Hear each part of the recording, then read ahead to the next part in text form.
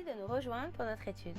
Cette semaine, nous lisons la paracha de Massaé, qui vient conclure le livre de Bamidbar et peut être traduite par les voyages. Cette paracha s'ouvre sur l'énumération des 42 stations dans lesquelles les Bnei Israël ont campé lors de leur pérégrination dans le désert.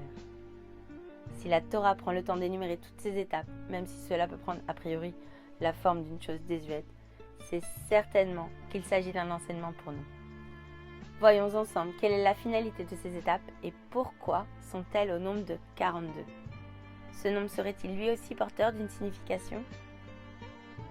Ces 42 Massaé désignent les phases et les étapes d'un grand périple, celui de la naissance du peuple juif au moment de la sortie d'Égypte, jusqu'à l'étape ultime représentée par l'entrée en Eretz Israël. Ainsi, ces étapes correspondent à un processus bien précis que le peuple juif devait accomplir dans le désert tout en étant guidé par les nuées de gloire. Le Baal Shem Tov nous enseigne que ces 42 stations parcourues par nos ancêtres correspondent à des étapes morales et spirituelles que chacun d'entre nous est amené à franchir tout au long de son existence. 42 étapes qui représentent le voyage de notre vie afin de nous réaliser. C'est pour cette raison que la Torah qualifie ces étapes comme étant des Massaé, des voyages et non pas des haltes, pour insister sur le fait que ce monde-ci est appelé en araméen Alma Dialia, c'est-à-dire un monde où l'on monte, par opposition au Olam Haba, appelé Alma Diamda, le monde debout. Et l'homme est un marcheur, par opposition aux anges qui se tiennent debout. La Torah nous rapporte: voici les déplacements des enfants d'Israël qui sont sortis du pays d'Égypte. Mais les enfants d'Israël sont-ils vraiment sortis d'Égypte à chaque étape ? Ces 42 voyages débutent avec la sortie d'Égypte qui désigne la naissance du peuple juif. Mais dans ce contexte, Mitzraïm peut aussi se lire Metzarim, littéralement les étroitesses, les limites. Dans notre vie, nous sommes tous confrontés à des étapes où nous nous sentons limités, esclaves de nos préjugés ou de nos conceptions de la vie, héritées de nos parents ou de notre éducation. Ainsi, les jeunes mariés doivent faire un effort particulier pour s'adapter mutuellement aux coutumes et aux habitudes de leurs conjoints s'ils veulent construire leur foyer. La naissance d'un enfant, source d'une grande joie, est aussi un nouveau défi. Ne parlons pas des épreuves si difficiles, comme la maladie ou la perte d'un proche.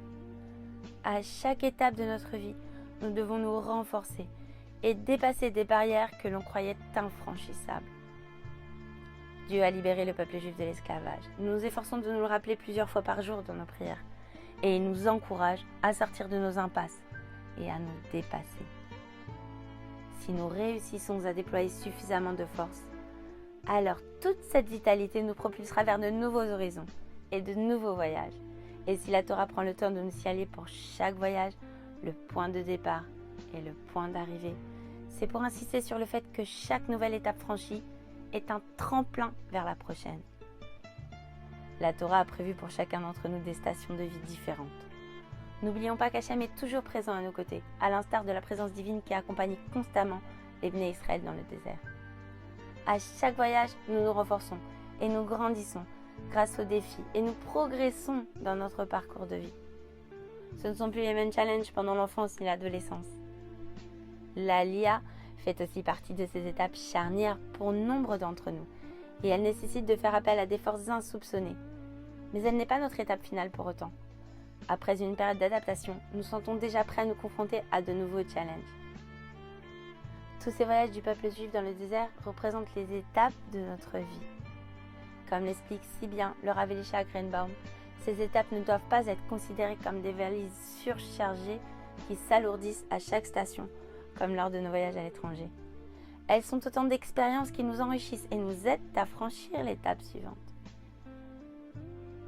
D'après la Kabbalah, le périple des 42 étapes des Juifs dans le désert est une allusion au nom mystique de Dieu en 42 lettres.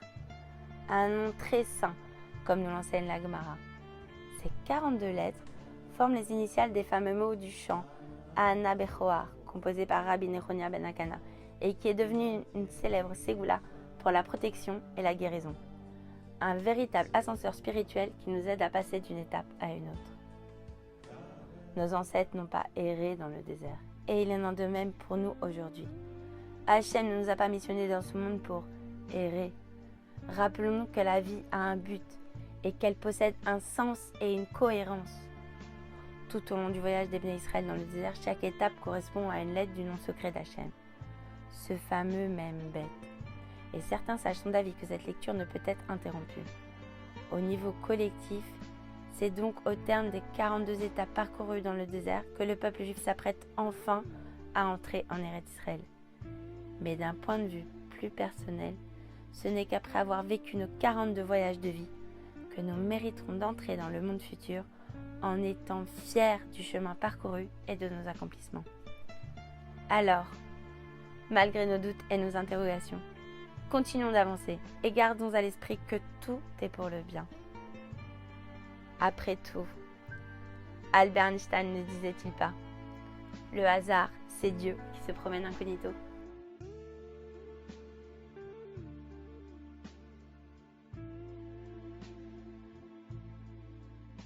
Shabbat Shalom.